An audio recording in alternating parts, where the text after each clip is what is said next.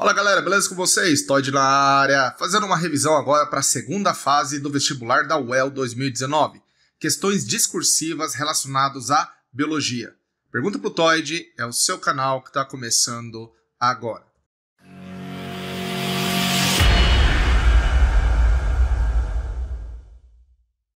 Pois bem, galera, vamos falar um pouquinho sobre os compostos químicos, exatamente. São divididos em inorgânicos e orgânicos, ok? Inorgânicos mais famosos na biologia são água e sais minerais, não apresentam encadeamento de carbonos. E os compostos orgânicos são glicídios, lipídios, proteínas, ácidos nucleicos e vitaminas, ok? Vamos enfatizar os glicídios, pois a questão número 1 vai falar sobre carboidratos. Glicídios, carboidratos, glúcides ou ainda as chamadas oses, açúcares. Tem função de energia básica, por exemplo, a glicose a gente sabe que é combustível para a respiração celular. Também tem função estrutural, compondo estruturas que vamos falar logo adiante.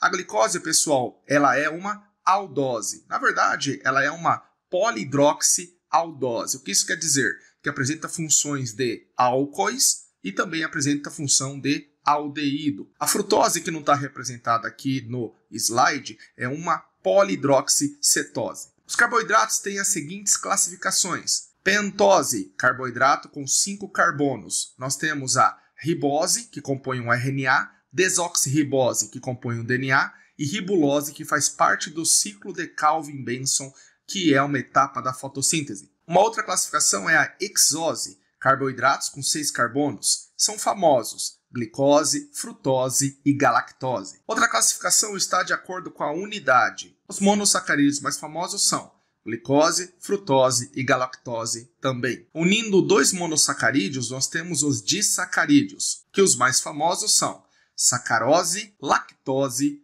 e maltose. A sacarose vem da junção de glicose com frutose. A lactose vem da junção de glicose com galactose, enquanto que a maltose vem da junção de glicose com glicose. Polissacarídeos são polímeros, reuniões de várias unidades que se repetem.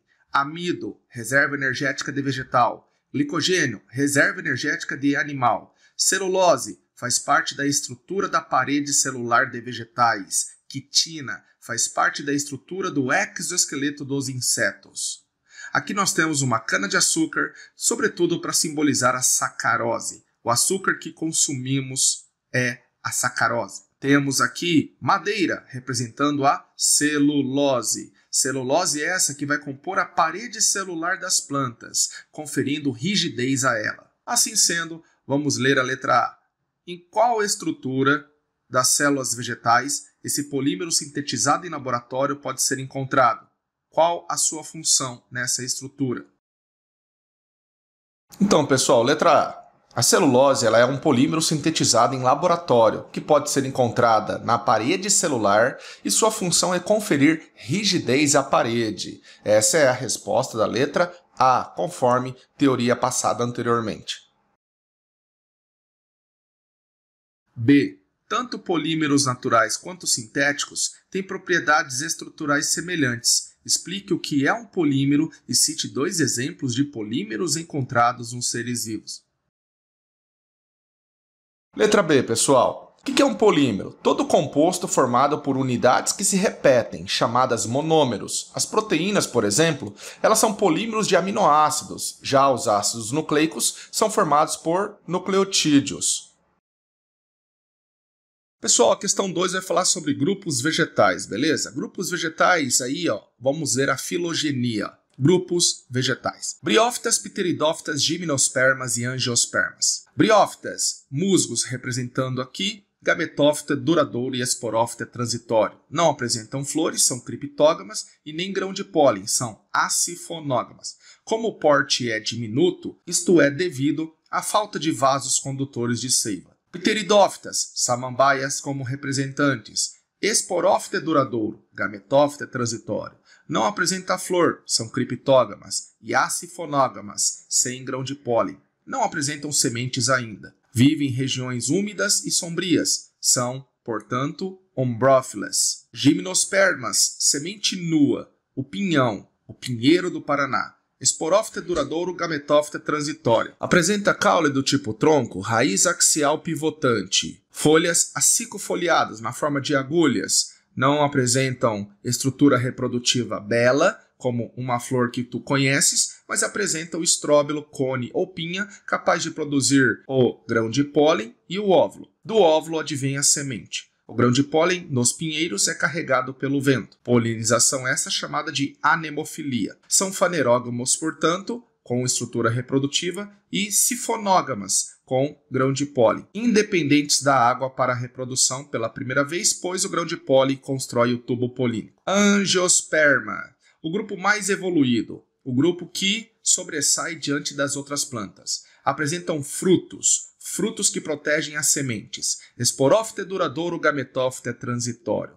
Estou falando da laranjeira. Sim, laranjeira. Laranjeira é uma angiosperma, que produz um fruto, que é a laranja, evidentemente. A laranja ela é formada por alguns tecidos, epicarpo, mesocarpo e endocarpo.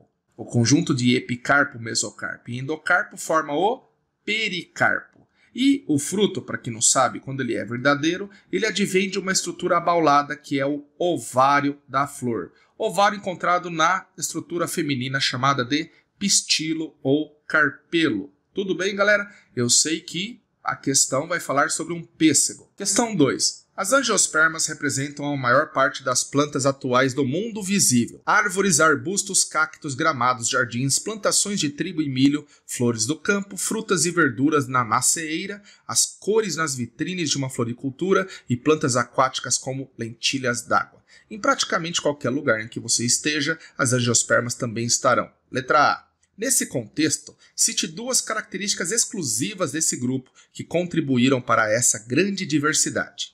Então, pessoal, as flores mais atrativas, ou seja, com verticilos florais bem desenvolvidos e a presença de frutos que protegem as sementes, fizeram das angiospermas o grupo com o maior sucesso evolutivo dentre todas as plantas. B. A figura acima mostra um pêssego cortado ao meio, o qual representa o fruto das angiospermas. O que são as estruturas marcadas por 1 e 2 e que elementos florais, respectivamente, lhes dão origem?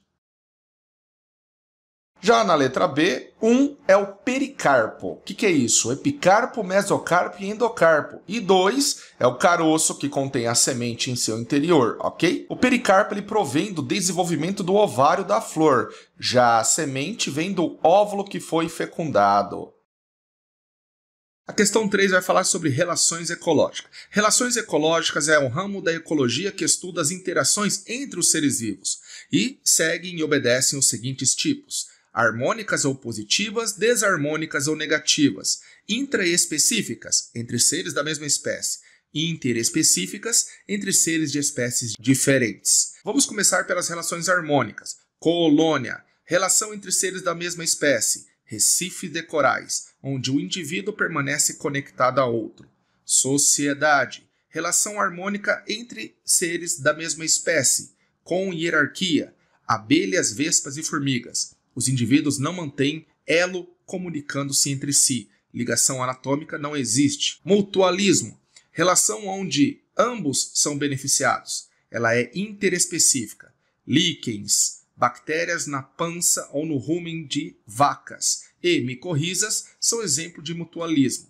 Duas espécies que participam e ambos são beneficiados. É uma relação obrigatória, você não pode separá-los. Protocooperação, também é uma relação que ocorre entre seres de espécies diferentes. O pássaro palito obtém carne dos dentes do crocodilo. Em troca, o crocodilo tem a boca higienizada.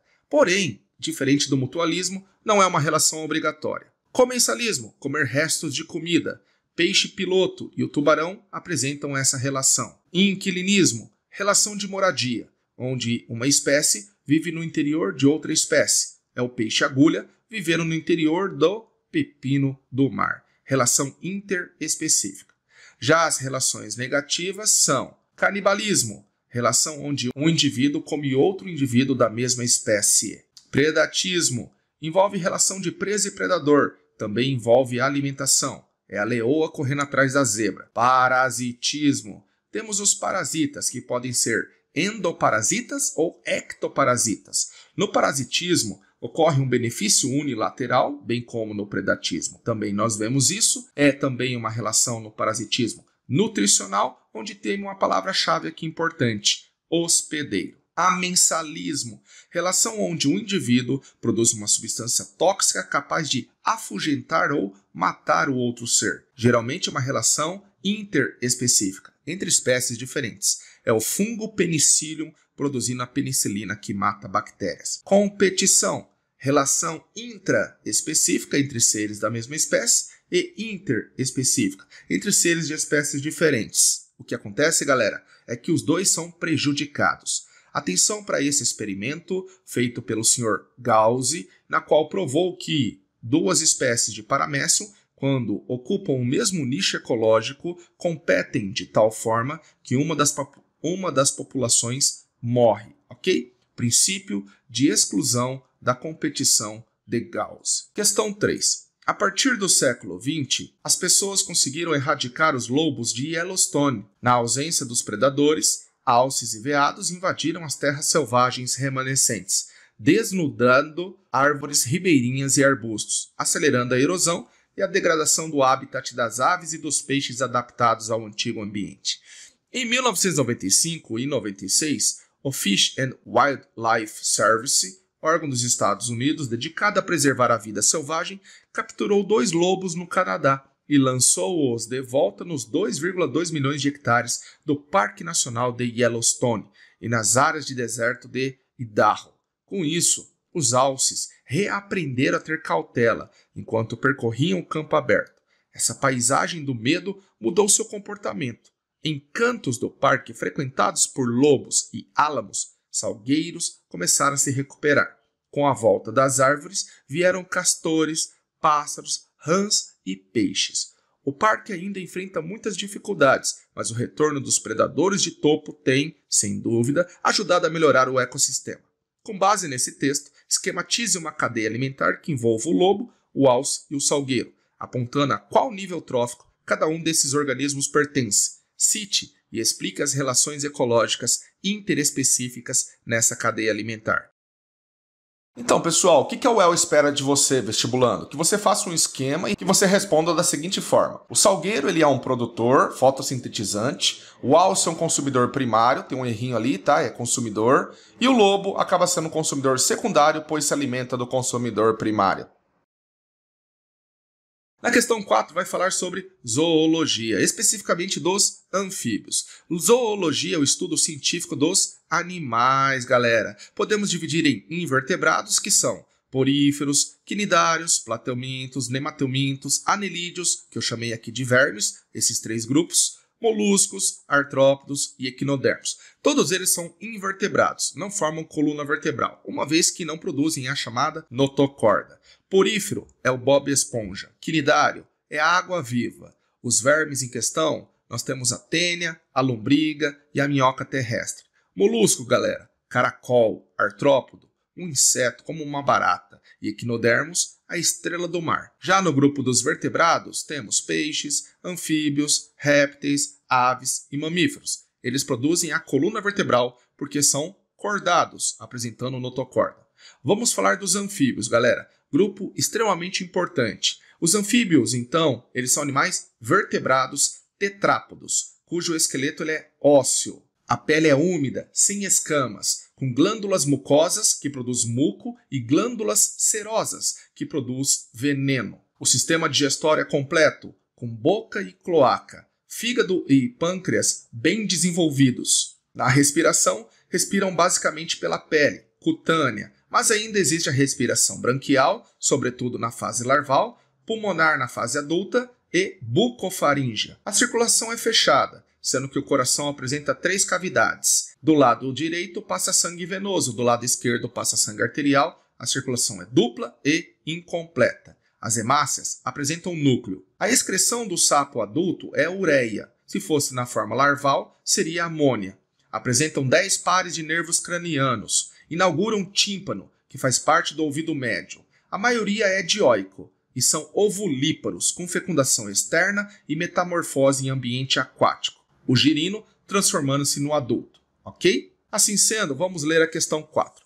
A biodiversidade vem sofrendo quedas drásticas na riqueza e na abundância de espécies de anfíbios. No mundo, há mais de 7.000 espécies catalogadas, porém cerca de metade está ameaçada e centenas podem estar extintas. Uma das principais causas desse quadro é uma doença denominada quitridiomicorse, transmissível pela água e causada pelo fungo Batrachochytrium dendrobatides, que infecta a pele, principalmente do abdômen, dos pés e dos dedos dos anfíbios. As lesões são visíveis apenas com o auxílio de instrumentos ópticos e evidências da moléstia estão associadas a certas mudanças comportamentais do hospedeiro. Letra A. Identifique e explique o tipo de interação ecológica existente entre o fungo e o anfíbio. Desconsiderando os fungos, explique um exemplo desse mesmo tipo de interação ecológica entre o ser humano e outro organismo, com a respectiva doença. Então, pessoal, a relação existente aqui é o parasitismo. O que é o parasitismo? Relação desarmônica interespecífica com função nutricional, ocasionando um benefício unilateral. Um exemplo é a teníase, parasitismo que ocorre entre um verme plateuminto obtido da ingestão de carnes do porco ou de boi e o homem, que acaba sendo o hospedeiro definitivo. B. Apresente 3 exemplos de organismos representantes da classe dos anfíbios. Bom, galera, alguns representantes aqui de anfíbios são sapos, rãs e salamandras. Ele pediu 3 representantes. Nós poderíamos estender, por exemplo, falando das cecílias ou cobras cegas, bem como das pererecas aqui. É isso aí, galera. Espero que vocês tenham gostado dessa aula. Uma boa prova do vestibular da UEL, segunda fase. Inscreva-se nesse canal e deixe seu like. Avise os amigos. Beijo pra vocês. Tchau, galera.